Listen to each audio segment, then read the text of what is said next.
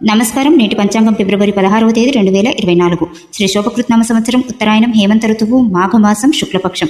తిథి సప్తమి, మధ్యాహ్నం 2:38 వరకు, తరువాత అష్టమి, వారం శుక్రవారం. నక్షత్రం భరణి, మధ్యాహ్నం 2:20 వరకు, తరువాత కృతిక. యోగం బ్రహ్మ, మధ్యాహ్నం 3:18 వరకు, తరువాత ఐంద్ర. కరణం వనిజ, ఉదయం 8:54 వరకు, తర్వాత విష్టి. శుభ సమయం సాయంత్రం 5 గంటల నుండి 6 గంటల వరకు. అమృత గడియలు ఉదయం 9:45 నుండి 11:57 వరకు.